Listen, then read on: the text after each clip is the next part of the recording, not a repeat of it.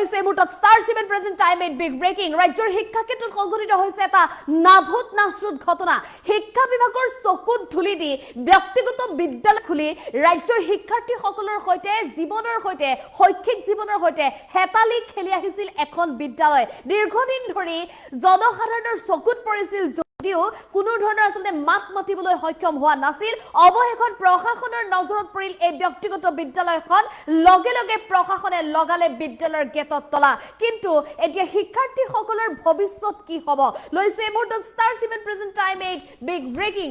ৰাজ্যৰ শিক্ষা ক্ষেত্ৰত নাভূত নাশ্ৰুত ঘটনা সংঘটিত হৈছে পোহৰলৈ আহিছে এটা ভয়ংকৰ তথ্য ৰাজ্যৰ শিক্ষা ক্ষেত্ৰত শিক্ষা প্ৰদানৰ নামত শিক্ষাৰ্থীৰ জীৱনৰ সৈতে হেতালি খেলিছে একাংশ ব্যক্তিগত খণ্ডৰ বিদ্যালয় ব্যৱসায়িক প্ৰতিষ্ঠানৰ গৰাকী হৈ শিক্ষা বিভাগত বৃদ্ধাংগুষ্ঠ প্ৰদৰ্শন কৰি একাংশ ব্যক্তিগত বিদ্যালয় ৰাজ্যত চলাইছে শিক্ষাৰ নামত বেপাৰ হুজাই জিলাত পোহৰলৈ আহিছে এটা ভয়ংকৰ ঘটনা এটা নাভূত নাশ্ৰুত ঘটনা হুজাই জিলাত সংঘটিত হোৱা ঘটনা দবকাৰ ভেলগুৰিৰ ইউনাইটেড ইংলিছ স্কুলৰ নাই বিভাগীয় অনুমোদন কোনো ধৰণৰ বিভাগীয় অনুমতি নথকাকৈ বিদ্যালয়খনত পাঠদান অব্যাহত ৰাখিছিল নথি জালিয়াতি কৰি বিদ্যালয়খনে শিক্ষাৰ্থীসকলৰ জীৱনৰ লগত হেতালি খেলাৰ অভিযোগ ভয়ংকৰ তথ্য পোহৰলৈ অহাৰ পিছতে বিদ্যালয়খনৰ বিৰুদ্ধে প্ৰশাসনৰ কঠোৰ একচন জিলা প্ৰশাসনৰ নিৰ্দেশত তাৎক্ষণিকভাৱে বিদ্যালয়খনত লাগিল তলা আমি পুনৰ জনাইছো এটা ডাঙৰ খবৰ ৰাজ্যত পোহৰলৈ আহিছে এনে এটা ভয়ংকৰ ঘটনা ৰাজ্যৰ শিক্ষা বিভাগত এতিয়া প্ৰতিটো মুহূৰ্ততে নতুন নতুন পদক্ষেপ গ্ৰহণ কৰিছে যাতে শিক্ষাৰ্থীসকলৰ বাবে প্ৰয়োজনীয় ব্যৱস্থা গ্ৰহণ কৰিব পাৰে ৰাজ্যৰ শিক্ষাৰ্থীসকলক যাতে উন্নত মানৰ শিক্ষা প্ৰদান কৰিব পাৰে কিন্তু তাৰ মাজত একাংশ যি ব্যক্তিগত বিদ্যালয় কাঠফুলৰ দৰে গঢ়ি উঠিছে এই ব্যক্তিগত বিদ্যালয়সমূহ এতিয়া আমাৰ শিক্ষাৰ্থীসকলৰ জীৱনৰ প্ৰতি এক প্ৰকাৰ ভাবুকি হৈ অহা পৰিলক্ষিত হৈছে তেনে এটা ঘটনা পোহৰলৈ আহিছে হুজাইত সংঘটিত হৈছে এই ঘটনা হুজাই জিলাৰ দবকাৰ এখন ব্যক্তিগত খণ্ডৰ স্কুল আৰু এই ব্যক্তিগত খণ্ডৰ বিদ্যালয়খনত যথেষ্ট সংখ্যক শিক্ষাৰ্থীও আছিল যথেষ্ট সংখ্যক শিক্ষাৰ্থীৰ পৰা তেওঁলোকে এডমিশনৰ নামত টকা সংগ্ৰহ কৰিছিল আৰু মাহেকীয়া ফিজৰ নামতো টকা সংগ্ৰহ কৰি আহিছিল বিদ্যালয়খনৰ যিসকল কৰ্তৃপক্ষ আছিলে বিদ্যালয় কৰ্তৃপক্ষই এক প্ৰকাৰ শিক্ষা বিভাগৰ চকুত ধুলি দি এই বিদ্যালয়খনত এনেধৰণে চলাই আহিছিল পাঠদান শিক্ষাৰ্থীসকলৰ শৈক্ষিক জীৱনৰ লগত শৈক্ষিক ভৱিষ্যতৰ লগত এক প্ৰকাৰ হেতালি খেলি আহিছিল বিদ্যালয়খনৰ গৰাকীয়ে শিক্ষাৰ নামত বেপাৰ আৰম্ভ কৰি শিক্ষাৰ্থীসকলৰ শৈক্ষিক জীৱনৰ লগত হেতালি খেলা এই বিদ্যালয়খনৰ বিৰুদ্ধে বিভিন্ন অভিযোগ লাভ কৰিছিল শিক্ষা বিভাগত আৰু সেই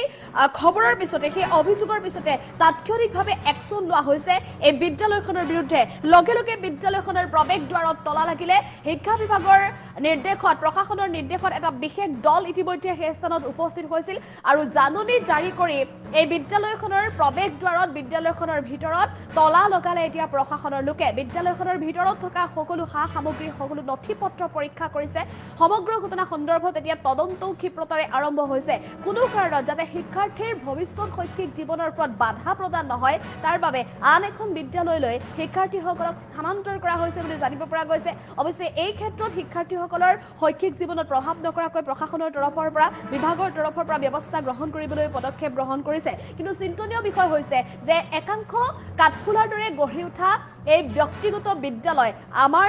ল'ৰা ছোৱালীৰ বাবে সন্তানৰ বাবে কিমান আসলতে ভয়ংকৰ হ'ব পাৰে বিদ্যালয়সমূহৰ ঠিকই আছে চৌহদ আছে বিদ্যালয়খনৰ নামত এটা বাসগৃহ আছে আৰু ভিতৰত ডেস্ক বেঞ্চ টেবুল আৰু সময়মতে শিক্ষক শিক্ষয়িত্ৰী অহা যোৱা কৰি থাকে কিন্তু সকলো থকাৰ পিছত বিদ্যালয়খনত এনেধৰণে শিক্ষা বিভাগৰ কোনো অনুমতি নথকাকৈ পাঠদান কৰিবলৈ সাহস ক'ত পালে তাক লৈ এতিয়া প্ৰতিগৰাকী সচেতন মহলৰ মাজত এক প্ৰকাৰ চিন্তাৰ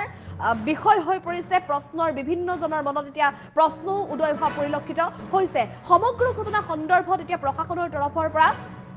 আৰম্ভ কৰিছে তদন্ত প্ৰক্ৰিয়া শিক্ষা বিভাগৰ তৰফৰ পৰা এই বিদ্যালয়খনৰ বিৰুদ্ধে কঠোৰ একচন আৰম্ভ কৰাৰ পিছতে এতিয়া সচেতন মহলে দাবী উত্থাপন কৰিছে যে ৰাজ্যৰ অন্যান্য প্ৰান্ততো এই ব্যক্তিগত বিদ্যালয়সমূহত ভালদৰে পৰ্যবেক্ষণ চলিব লাগে যাতে কোনো কাৰণত শিক্ষাৰ নামত বেপাৰ খুলি ব্যক্তিগত বিদ্যালয় লাখে লাখে টকা এটা মাহতে সংগ্ৰহ কৰি শিক্ষাৰ্থীসকলৰ শৈক্ষিক ভৱিষ্যতৰ সৈতে হেতালি খেলিব নোৱাৰে তাৰ বাবে শিক্ষা বিভাগক এটা কঠোৰ ব্যৱস্থা গ্ৰহণ কৰাৰ দাবী উত্থাপন কৰিছে স্থানীয় লোকসকলে আৰু এই সন্দৰ্ভত প্ৰশাসনৰ লোকৰ ভাষ্য আছে আমি আগবঢ়াবলৈ চেষ্টা কৰিম এইখনৰ মানে কথাটো হৈছে কি ইয়াৰ পাৰ্মিশ্যনৰ অলপ গণ্ডগোল আছে সেইকাৰণে আমি যিটো আমি ডাইৰেক্টৰ অফ ছেকেণ্ডেৰী এডুকেশ্যনৰ পৰা পাইছোঁ যিটো ৰিপৰ্ট তাত ইয়াতে পাৰ্মিশ্যনটো এটা ফ্ৰড পাইছোঁ সেইকাৰণে আমাৰ অনাৰেবল ডিষ্ট্ৰিক্ট ছাৰে আমাক যিটো নিৰ্দেশ দিছে সেই ফাইণ্ডিংছৰ ওপৰত আমি স্কুলখন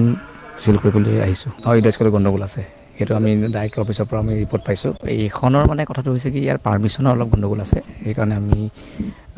যিটো আমি ডাইৰেক্টৰ অফ ছেকেণ্ডেৰী এডুকেশ্যনৰ পৰা পাইছোঁ যিটো ৰিপৰ্ট তাত ইয়াতে পাৰ্মিশ্যনটো এটা ফ্ৰড পাইছোঁ সেইকাৰণে আমাৰ অনাৰেবল ডিষ্ট্ৰিক্ট ছাৰে আমাক যিটো নিৰ্দেশ দিছে সেই ফাইণ্ডিংছৰ ওপৰত আমি স্কুলখন চিল কৰিবলৈ আহিছোঁ আৰু এই স্কুলত গণ্ডগোল আছে সেইটো আমি ডাইৰেক্টৰ অফিচৰ পৰা আমি ৰিপৰ্ট পাইছোঁ এইখনৰ মানে কথাটো হৈছে কি ইয়াৰ পাৰ্মিশ্যনৰ